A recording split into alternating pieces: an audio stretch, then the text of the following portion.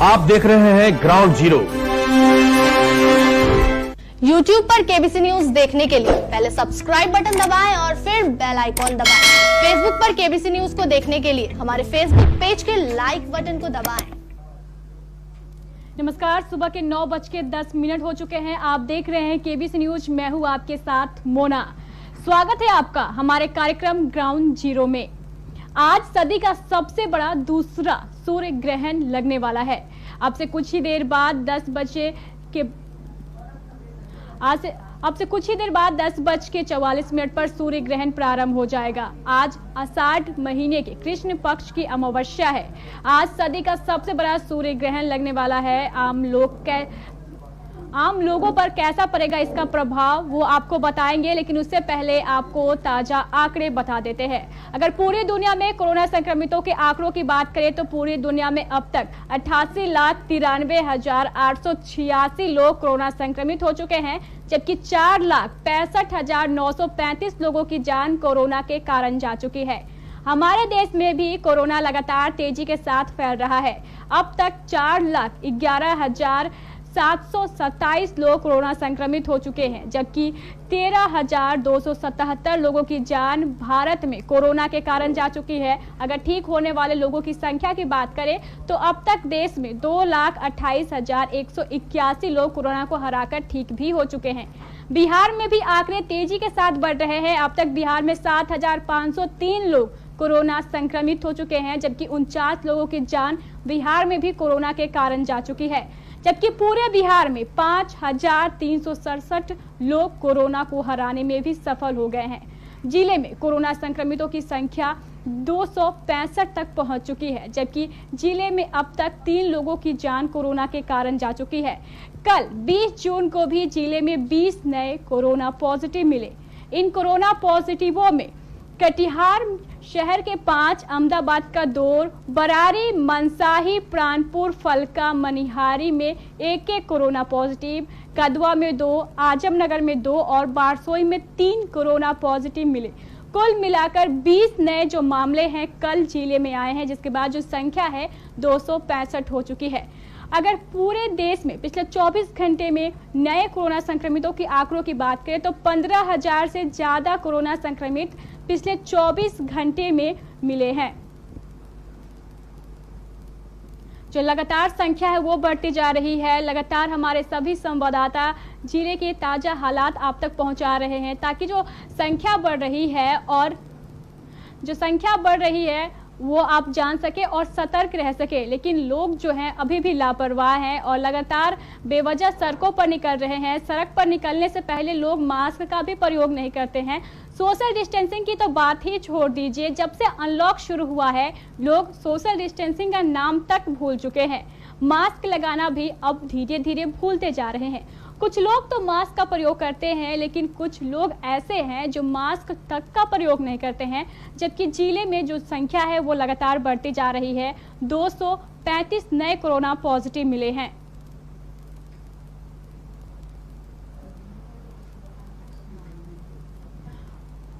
आइए हम आपको लिए चलते हैं शिव मंदिर चौक और दिखाते हैं वहां के हालात कैसे हैं।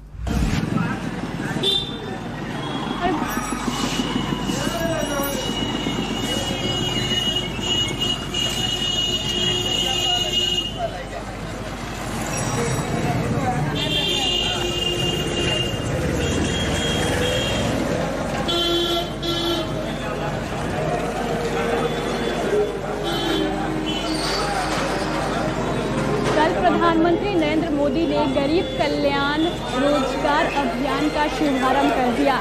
बिहार में खगड़िया जिले से इस अभियान का शुभारंभ किया गया है और आप देख सकते हैं शिव मंदिर चौक पर जो मजदूरों की संख्या है वो बेहद अधिक है।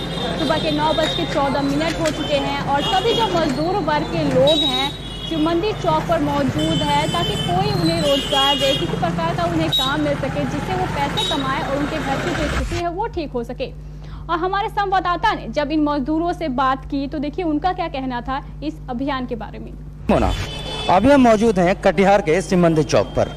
आज 21 जून है और कल 20 जून से प्रधानमंत्री नरेंद्र मोदी ने एक योजना की शुरुआत की है, क्या ने एक अभियान की शुरुआत की है ग्रामीण कल्याण रोजगार योजना। तो ग्रामीण क्षेत्रों में जो मजदूर हैं, जो श्रमिक हैं, जो इस लॉकडाउन के कारण कहीं बाहर से लौट कर आए हैं या अपने घरों में ही काम कर रहे थे, तो वैसे मजदूरों के लिए रोजगार की सुविधाएं सरकार की ओर से उपलब्ध कराई जा रही है। और इसकी शुरुआत कल प्रधानमंत्री नरेंद्र मोदी ने बिहार के खगड़िया से किया है। पूरे भारत के 6 राज्य और कुल 116 जिलों में इस अभियान की शुरुआत की गई है। बहुत फायदा होगा। किस टाइप का काम करते हैं आप? खेती गृहस्थी, मतलब मजदूरी में किस प्रकार का काम करते हैं? किसान के पास मजदूरी करना पड़ता है। यहाँ पर आप लोग और कौन कौन सा काम करते हैं? यहाँ पर हम लोग लेबर हेल्पर में काम करते हैं, तो बेलदारी करते हैं हम लोग। अगर गांव पर ही काम मिले तो काम हाँ, काम करेंगे। गांव पर मिल जाए तो और सुरक्षा हो जाएगा हम लोग को, और बाहर नहीं जाना पड़ेगा। यही हम लोग का सुरक्षा है। हम लोग का काम यहीं गांव में ही मिलना चाहिए, बाहर नहीं जाना चाहिए। फायदा उसमें होता है ना, फायदा देगा तो फायदा करेंगे, अब फायदा नहीं देगा तो कहाँ से? हम लोग गरीब आदमी हैं, हम लोग कमाते हैं तो खाते हैं, बाहर आप जाने के लिए नहीं देगा, क्या करेंगे? बहुत फायदा है सर। घर का बगल में काम मिलेगा, घर से बाहर निकलेंगे, काम करेंगे, काम से छुट्टी होगा सर, हम लोग घर पकड़ लेंगे, कचारा आने की जरूरत नहीं पड़ेगा। मुन्ना, आपने देखा कि लोग भी चाहते हैं अगर उनका काम, उनका रोजगार उनके गांव में ही उन्हें उपलब्ध हो जाए, तो ऐसे में वो सरकार के इस योजना का कायल हो जाएंगे। ये तो देखने वाली बात है कि इस योजना के तहत कब से कटिहार के मजदूरों को उनके हिसाब से रोजगार मिलता है। विनय, तो देखा आपने शिव मंदिर चौक पर जब से अनलॉक शुरू हुआ है तब से जो मजदूर है अपने काम के लिए इधर उधर भटक रहे हैं। उन्हें रोजगार की जरूरत है, क्योंकि जब तक लॉकडाउन चला किसी के पास कोई काम नहीं था, आर्थिक स्थिति जो थी वो पूरी तरह खराब हो चुकी थी। अब जब अनलॉक शुरू हुआ है, बाजार खुलने लगे हैं, व्यापार चलने लगे हैं, तो सभी लोगों को उम्मीद थी क्या कि वो लोग जो हैं अब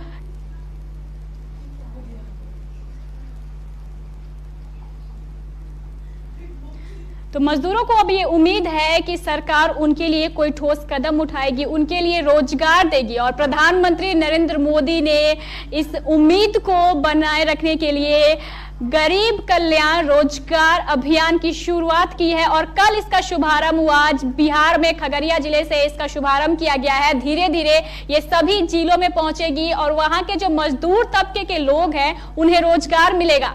मजदूर इस अभियान से बेहद खुश नजर आ रहे हैं। उनमें एक उम्मीद की किरण जगी है कि अब उन्हें भी रोजगार मिलेगा और जो लोग हैं अब आर्थिक स्थिति जो है उनकी सुधर पाएगी।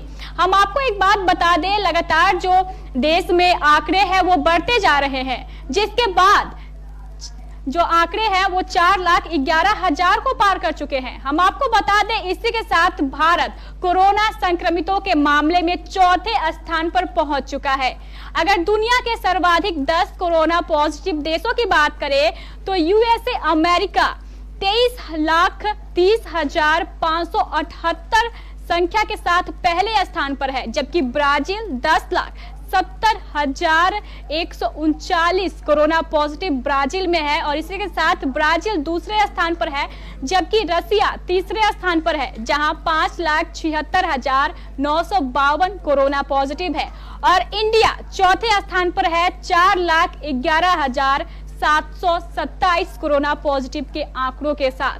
5वें नंबर पर है यूके में 3,03,110 कोरोना पॉजिटिव है। छठे स्थान पर है स्पेन में 2,93,018 कोरोना पॉजिटिव है, जबकि 7 नंबर पर पेरू में 2,51,368 कोरोना पॉजिटिव है। इटली में भी 2,38,275 कोरोना पॉजिटिव है। 9वें स्थान पर चिली में 2,36,748 कोरोना पॉजिटिव है, जबकि 10वें स्थान पर ईरान में 2,02,584 कोरोना पॉजिटिव है। तो ये थे ताजा आंकड़े और हम आपको बता दें आज सदी का सबसे बड़ा दूसरा सूर्य ग्रहण लगने वाला है, उसके बारे में भी बात करेंगे हम, लेकिन आपको सबसे पहले लिए चलते हैं बस स्टैंड और दिखाते हैं वहां के ताजा हालात कैसे हैं।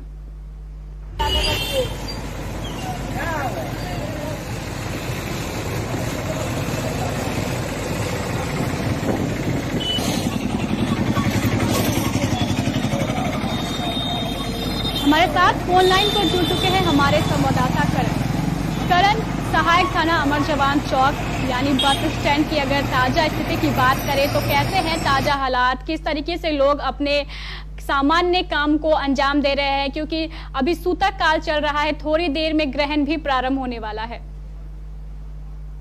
जी, जैसा कि बस स्टैंड है कटिहार का, जो अस्थायी बस स्टैंड बनाया गया है, यहाँ पे बसों का आवाजाही होता है, लेकिन अब वो स्थिति नहीं है, क्योंकि ट्रेन जो पैसेंजर ट्रेन है अभी नहीं चल रही है, इसलिए जो यात्री है वो यात्री नहीं आते हैं। और ज्यादातर इससे पहले यह हुआ करता था कि जो यात्री हैं, यात्री आकर बस स्टैंड आते थे और गंतव्य स्थल पे जाते थे। यहाँ से सभी की ओर जाने वाली बसें उपलब्ध थी, इसलिए भी यहाँ पे काफी भीड़ हुआ करता था। मतलब एक बस को भरने में 10 मिनट में से ज्यादा समय नहीं लगता था, लेकिन अभी घंटों खड़े रहने के बाद जो है बसें भरती है। मतलब बस में जो पैसेंजर है वो उनका सीट फुल होता है। तो ये कहा जा सकता है कि बहुत खास बात यह भी है कि अभी कटिहार बस स्टैंड से केवल 4 स्थानों पर ही बसें खुलती है, जिसमें से पूर्णिया है, फलका है, भागलपुर है, पटना है। तो इस तरह से केवल इन 4 स्थानों पर ही जो है बसें जा रही है, वो भी इनका अंतराल बहुत लंबा। अब जो है कई बसें अब भी खड़ी हैं, जो अभी भी बसें नहीं चल रही है। कारण यही है कि जो पैसेंजर है वो अब बहुत कम हो चुके हैं। करण, पैसेंजर कम आ रहे हैं, बसों को इंतजार करना पड़ रहा है यात्रियों का, तो क्या हम अगर माने तो इसका कारण कोरोना है, क्योंकि लगातार जो जिले में कोरोना संक्रमितों की संख्या है वो बढ़ती जा रही है। और इसके हिसाब से अगर देखा जाए तो अब जो यात्री हैं वो भी अपने घरों से निकलने के लिए सोचते हैं कि क्या वो अगर घर से निकले तो बस उनके लिए सेफ है कि नहीं, बसों का सैनिटाइजेशन हो रहा है कि नहीं। कोरोना के दृष्टिकोण से जो सारे नियम थे उनका पालन किया जा रहा है कि नहीं, बस मालिक सभी जो सुरक्षात्मक कदम है वो उठाते हैं कि नहीं। तो यात्रियों के मन में क्या कारण एक संदेह की स्थिति पैदा हो गई है, जिससे कारण वो अब बसों से ट्रैवल करने में हिचक रहे हैं। जी बिल्कुल, क्योंकि एक तो यात्री ही कम है, क्योंकि मैंने कहा ना कि ट्रेनें बंद है, इसलिए यात्री ही कम है। ट्रेन अगर आते हैं तो ज्यादातर लोग इसमें बसों पर ट्रैवल करते हैं, पैसेंजर जितने भी ट्रेन है सभी बंद है। इसका बड़ा असर ये है। दूसरी तरफ ये है, जो यात्री जो कटिहार के लोकल यात्री है वो कहीं जाते हैं तो उन्होंने जो हर दिन जाते हैं उन्होंने अपनी व्यवस्था कर ली है, और फिर भी जो व्यवस्था नहीं कर पाए वो बस से यात्रा करते हैं तो थोड़ा कतराते हैं। तो कतराने का यही कारण है कि कोरोना महामारी है। और जहां तक बसों की बात है तो अब यात्री जो है बस का इंतजार नहीं कर रहे हैं, अब बस वाले यात्री का इंतजार कर रहे हैं, क्योंकि यात्री ही कम आ रहे हैं। तो कारण ये है।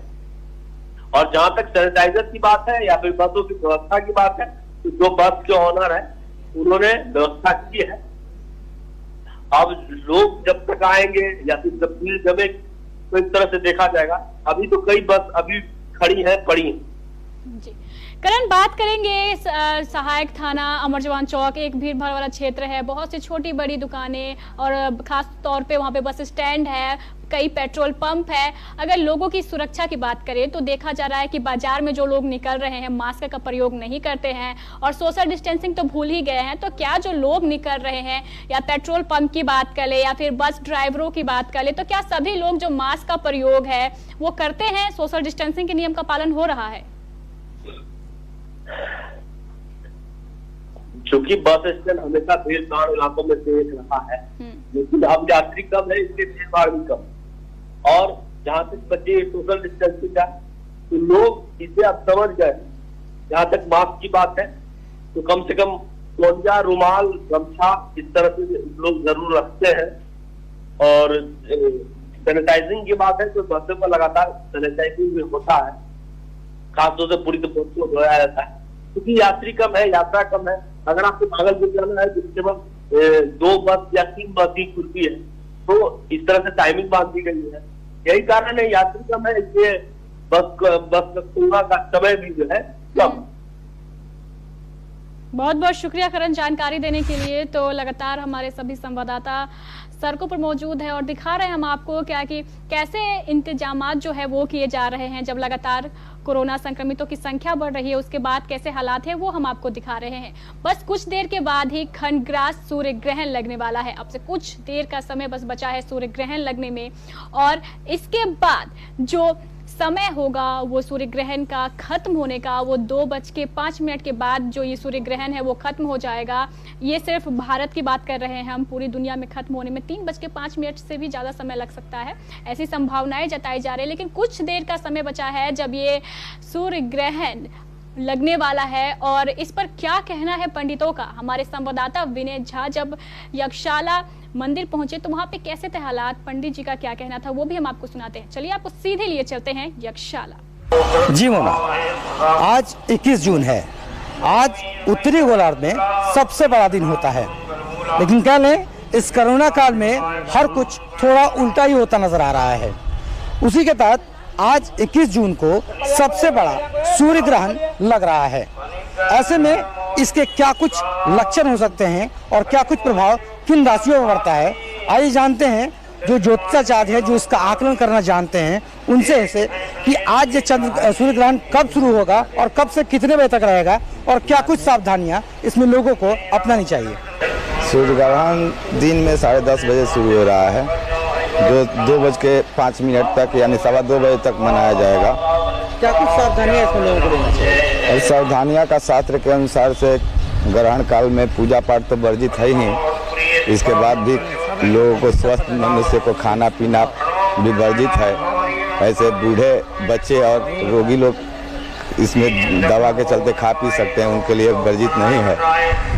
मतलब अध्यात्म के हिसाब से, वैसे तो आज के अंतर्राष्ट्रीय विश्व योग दिवस मनाया जा रहा है। विश्व का आज 21 जून को भारत का सबसे बड़ा दिन होता है। ज्योतिषाचार्य की माने तो इस सूर्य ग्रहण का असर कई राशियों पर भी पड़ रहा है, और उन कुछ राशियों पर इसका प्रतिकूल प्रभाव है तो किसी पर इसका प्रभाव उल्टा होता नजर आ रहा है। ये तो आने वाले वक्त में स्पष्ट हो पाएगा कि सूर्य ग्रहण का क्या कुछ किस पर असर पड़ता है। फिलहाल जो ज्योतिषाचार्य लोगों को जिस तरह की सावधानियां अपनाने को कह रहे हैं, उस प्रकार की सावधानियां लोगों को अपनाना चाहिए, क्योंकि भारत शुरू से ही खगोल शास्त्र को बड़े बेहतर ढंग से पढ़ना जानता है और इस बात का लोहा पूरा विश्व मानता है। और उसी के तहत इस दिन कह सकते हैं, इस सूर्य ग्रहण के दिन जिन जिन सावधानियों के बारे में आध्यात्म की ओर से आम लोगों को बताया जा रहा है, लोगों को उन सावधानियों को अपनाना चाहिए, और उसका क्या कुछ विशेष लाभ उन पर पड़ता है जो तो वो खुद ही जानेंगे। हम आपको बता दें कि दिन के दोपहर के जो 12:10 का जो समय है, उस समय यह सूर्य ग्रहण सबसे ज्यादा प्रभावी होगा। इसका मतलब ये है कि 12:10 पर जो इसका असर है वो पूर्ण तरह देखने को मिलेगा। पर आपको बता दें, आप नंगी आंखों से सूर्य को नहीं देख सकते हैं, आपकी आंखों पर ये प्रभाव डाल सकता है, इसलिए नंगी आंखों से सूर्य को ना देखें। 10:44 में यह सूर्य ग्रहण शुरू होने वाला है और बिहार में 2:05 तक इसका असर रहेगा, जबकि पूरे देश यानी भारत में ये 3:15 पर समाप्त हो जाएगा। इसलिए आप समय का ध्यान रखें, सूर्य को अपनी नंगी आंखों से ना देखें, क्योंकि 12:10 पर इसका प्रभाव जो होगा सबसे ज्यादा होने वाला है। और ये सूर्य ग्रहण कितना प्रभावशाली होगा, कैसे ये राशियों पर भी प्रभाव डालेगा। विभिन्न राशियां हैं, कुछ राशियों को इसका लाभ मिलने वाला है तो कुछ पर दुष्परिणाम निकलने वाले हैं, तो इसके बारे में भी चर्चा करेंगे। लेकिन हम बता दें, आज 21 जून को अंतर्राष्ट्रीय योग दिवस भी है। प्रधानमंत्री मोदी के आह्वान के बाद आज 21 जून को अंतर्राष्ट्रीय योग दिवस को डिजिटल प्लेटफॉर्म के माध्यम से करने का निर्देश दिया गया है, यानी लोग एक साथ एकजुट नहीं होंगे, जो सभी कार्यक्रम होंगे वो डिजिटल प्लेटफॉर्म पर होंगे। लोग अपने घर में रहें और योग करें अपने परिवार के साथ, ऐसा प्रधानमंत्री मोदी का आह्वान है। ऐसा उन्होंने कहा है कि लोग अपने घर पर ही रहे और उन सभी जो सोशल मीडिया प्लेटफॉर्म है उसके माध्यम से योग कार्यक्रमों में शामिल हो, एक दूसरे के साथ बैठकर अपने घर में ही योग करे। बड़े बड़े समारोह आयोजित नहीं किए जा सकते हैं क्योंकि कोरोना लगातार अपने पांव पसारता जा रहा है। उसी के हिसाब से ये फैसला लिया गया है कि आज 21 जून के योग दिवस को एक डिजिटल योग दिवस के रूप में मनाया जाएगा और इसका सिर्फ यही कारण है कोरोना जब से आया है सभी जो समारोह है वो सामान्य तौर पर नहीं हो पा रहे हैं और अंतर्राष्ट्रीय योग दिवस पर भी कोरोना का असर पड़ा है। हमारे साथ स्टूडियो में मौजूद है हमारे संवाददाता विनय झा, उनसे जानते हैं। विनय, हर वर्ष योग दिवस को एक भव्य तरीके से मनाया जाता था, बड़े बड़े समारोह आयोजित किए जाते थे, मैदानों में जो बड़ी संख्या में लोग थे एकत्रित होकर एक साथ योग करते थे। लेकिन कोरोना का काल देखिए कि जो अब ये योग दिवस है उसे भी डिजिटल प्लेटफॉर्म पर करना पड़ रहा है। जी मुन्ना, कह सकते हैं कि लगातार जो कोरोना के केस मिलते जा रहे हैं उसको देखते हुए सरकार ने यह निर्णय लिया है कि लोग एक जगह एकत्रित होकर इस योग दिवस को ना सेलिब्रेट करें, ना मनाएं। ये लोग अब सोशल मीडिया के माध्यम से हो या डिजिटल प्लेटफॉर्म के माध्यम से हो योग को अवश्य करें, लेकिन दूरी बनाकर, सामाजिक दूरी के साथ साथ बेहद जरूरी है योग करना भी, क्योंकि योग उनके तन को स्वस्थ रखने में काफी अहम भूमिका निभाता है। कह सकते हैं कि पहले ये योग केवल भारत में किया जाता था, लेकिन इसके इतने अच्छे परिणाम हुए कि पूरे विश्व ने भारत के दिखाए इस राह का लोहा माना और पूरा विश्व इस समय योग कर रहा है, क्योंकि पूरा विश्व इसमें कोरोना काल से ग्रसित है। लोग कोरोना के संक्रमण के कारण लगातार संक्रमित हो रहे हैं। इसलिए भारत सरकार की ओर से प्रधानमंत्री मोदी ने ये लोगों से आह्वान किया था कि इस बार जो लोग योग दिवस के दिन इकट्ठा होंगे वो एक जगह इकट्ठा नहीं होंगे, वो लोग सामाजिक दूरी के साथ साथ सोशल मीडिया के प्लेटफॉर्म का प्रयोग करेंगे और योग अवश्य अपने जीवन में खुशियां या कहें स्वस्थ जीवन के लिए योग करना आवश्यक है, लेकिन सामाजिक दूरी रखना भी अभी बेहद अहम है, क्योंकि जीवन के लिए अभी दूरी रखना बेहद अहम है। ऐसे में योग दिवस के दिन एक दिन पूर्व ही प्रधानमंत्री मोदी ने मीडिया के माध्यम से आम लोगों से आह्वान किया है कि लोग सामाजिक दूरी के साथ साथ इस योग दिवस में योग करें और अपने आप को स्वस्थ रखने का जितना हो सके जतन करें और कोशिश करें। विनय, प्रधानमंत्री मोदी ने ऐसे आह्वान किए हैं कि लोग अपने घर में रह के डिजिटल प्लेटफॉर्म पर योग करें और ऐसा माना भी जाता है और ऐसा प्रधानमंत्री मोदी ने इशारा भी किया है और उन्होंने कहा है कि योग हमारी इम्यूनिटी शक्ति को बढ़ाता है। योग करने से जो साधक का मन होता है वो और भी समस्याओं को झेलने के लिए जो ठोस है वो हो जाता है। लोगों के अंदर जो कोरोना है उससे लड़ने की भावना प्रबल होगी, उनका मनोबल जो है वो बढ़ेगा। तो इस हिसाब से देखा जाए तो योग जो है आज कितना महत्व रखने वाला है सभी लोगों के लिए, देशवासियों के लिए। जी देखिए, आज अगर पूरे भारत की बात करें तो पूरे भारत के वैसे लोग जो अपने जीवन को सही ढंग से जीना चाहते हैं उन्होंने योग को अपने दिनचर्या का एक हिस्सा बना लिया है। सुबह सुबह लोग योग प्राणायाम के माध्यम से अपने आप को स्वस्थ रखने की भरपूर कोशिश करते हैं, क्योंकि आज वो दिन है 21 जून जिस दिन पूरे विश्व में अंतर्राष्ट्रीय योग दिवस के रूप में मनाया जाता है। तो आज के दिन योग का विशेष महत्व रहता है, क्योंकि लोग एक दूसरे को बढ़ावा देने के लिए, मनोबल बढ़ाने के लिए योग करते हैं और लोगों को सिखलाते हैं। लेकिन आज के समय में इम्यूनिटी पावर को स्ट्रांग करने के लिए सबसे बड़ा अगर हथियार माना जाए तो वो योग है। योग न केवल शरीर की आत्मरक्षा की जो शक्तियां हैं उसे प्रबल और मजबूत बनाती है, बल्कि मानसिक तौर पर भी इंसान को सशक्त करती है। और ऐसे में इंसान की इम्यूनिटी सिस्टम कहें या उसे जीवन जीने की जो कला है उसे बड़े आराम से लोग जी लेते हैं और लोगों को सहायता करने के लिए भी लोग प्रेरित होते हैं, क्योंकि योग संगठन के साथ करने में काफी अच्छा लगता है और लोग संगठित होना जानते हैं योग के माध्यम से। इसलिए प्रधानमंत्री नरेंद्र मोदी ने लोगों से यह आह्वान किया है कि इस बार योग दिवस के दिन लोग संगठित तो हों, लेकिन सोशल मीडिया के प्लेटफॉर्म पर एक जगह या खुली मैदान में लोग इकट्ठा ना हो, और अगर इकट्ठा भी होते हैं तो अपने परिवार के बीच सोशल डिस्टेंस का प्रयोग करें और इस बार सोशल मीडिया के प्लेटफॉर्म पर योग दिवस को मनाएं, ताकि जो लोग घर में बैठे हैं उन्हें भी योग के सही करने का तरीका पता चल सके और वो भी सही ढंग से योग करें ताकि वो भी निरोग रह सके। जी विनय, एक तो कोरोना का काल, ऊपर से आज अंतर्राष्ट्रीय योग दिवस है, जिसे लोग पहले भव्य तरीके से मनाते थे, लेकिन अब डिजिटल प्लेटफॉर्म पर मना पड़ रहा है। और अगर दूसरी ओर की बात करें, आज सबसे महत्वपूर्ण जो दिन है, 900 सालों के बाद ये दिन दूसरी बार आया है जब सबसे बड़ा सूर्य ग्रहण लगने वाला है, खंडग्रास सूर्य ग्रहण जिसे कह रहे हैं हम। और आज जो है सूर्य ग्रहण 10:44 पर बिहार में दिखने वाला है, शुरू होगा इसका असर, और दोपहर के 12:10 पर यह सबसे ज्यादा प्रभावशाली होगा। अगर इसके हिसाब से देखा जाए तो लोग कैसे एहतियात बरत रहे हैं, किस प्रकार से जो लोग हैं अब सूर्य को देखने की तैयारी में जुटे हैं? जी, लगातार लोगों से जो खगोल शास्त्री हैं या ज्योतिषाचार्य हैं, वो लगातार लोगों से ये अपील कर रहे हैं पिछले कई दिनों से कि इस बार का जो ये सूर्य ग्रहण है, इसे दो प्रकार से माना जा रहा है, देखा जा रहा है। जो ज्योतिषाचार्य हैं, जो भौगोलिक दशाओं को समझते हैं, खगोल शास्त्र को समझते हैं, कई लोगों का कहना है कि ये खंडग्रास सूर्य ग्रहण है, और कई लोगों का कहना है कि ये कंगनाकार, जिस प्रकार से कंगन होता है उस प्रकार का ये सूर्य ग्रहण है। तो इस ग्रहण को खुली आंखों से देखना हानिकारक हो सकता है। तो ऐसे में वो लगातार लोगों से ये अपील कर रहे हैं, आह्वान कर रहे हैं, इस सूर्य ग्रहण को खुली आंखों से ना देखें। और खास करके इस सूर्य ग्रहण के समय में कोई भी शुभ कार्य वर्जित माना जाता है। कोई भी ग्रहण जब लगता है तो ऐसे में शुभ कार्य को वर्जित माना जाता है। और ये जो सूर्य ग्रहण इस बार लगा है, ये कई 100 वर्षों के बाद ऐसा संयोग बना है कि इतना बड़ा खंडग्रास सूर्य ग्रहण देखने को मिल रहा है। और इस सूर्य ग्रहण के कुछ लाभ हैं तो कुछ हानियां भी है। कई राशियों पर इसका मतलब कह सकते हैं जो प्रभाव पड़ रहा है वो उचित तरीके से पड़ रहा है, और कई राशियों पर इसका प्रभाव बड़े गलत तरीके से पड़ रहा है। तो कुछ लोगों को इससे लाभ है और कुछ लोगों को हानि होने की संभावना है। तो ऐसे में इस सूर्य ग्रहण के समय में लोगों को ज्यादा से ज्यादा आध्यात्म से जुड़ना चाहिए। भजन, संकीर्तन और दान पुण्य का विशेष महत्व माना जाता है इस सूर्य ग्रहण के समय में।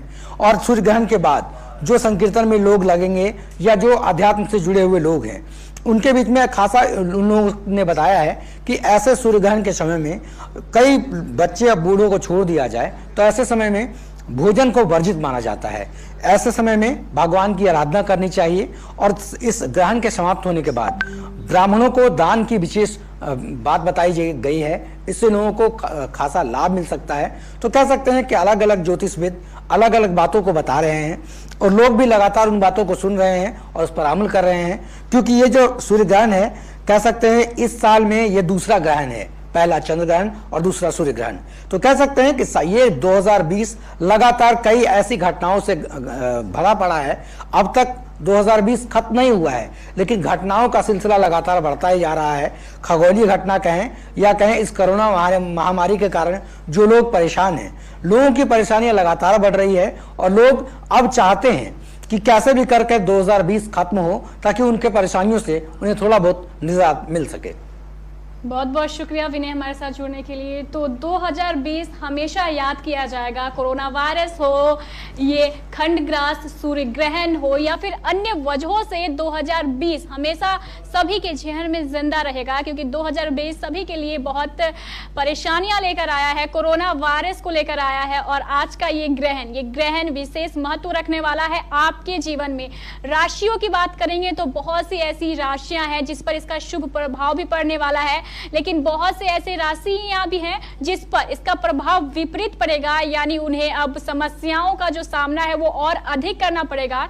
इसलिए इस समय में सबसे उचित जो कार्य है वो ये है कि आप भगवान की शरण में रहें, पूजा पाठ करें, मंत्रों का जाप करें, और जैसे ही सूर्य ग्रहण समाप्त हो आप अपने स्नान करें, उसके बाद आप गरीबों में दान पुण्य करें। ये आपके लिए बहुत महत्वपूर्ण है। अगर आप पे कोई संकट भी आने वाला है सूर्य ग्रहण के बाद, तो इस पुण्य से आपके संकट भी दूर हो जाएंगे। तो लगातार हमारी ये कवरेज है वो आप तक पहुंचा रहे हैं हम। और सूर्य ग्रहण जो है अब से कुछ ही देर में लगने वाला है, क्योंकि अब सुबह के 9:38 हो चुके हैं। 10:44 पर बिहार में जो इसका असर है वो दिखना प्रारंभ हो जाएगा। दोपहर के 12:10 पर सबसे जो ये समय है उस समय यह सूर्य ग्रहण सबसे प्रभावशाली होगा। यानी आप नंगी आंखों से सूर्य को देखने की चेष्टा ना करें। और 2:05 पर बिहार में इसका असर खत्म हो जाएगा, जबकि 3:15 पर पूरे भारत देश से इसका असर समाप्त हो जाएगा। तो आप सतर्क रहें, अपने आप का ध्यान रखें और घर में रह के पूजा पाठ करें इस दौरान। आपके लिए मुझे दीजिए इजाजत। नमस्कार।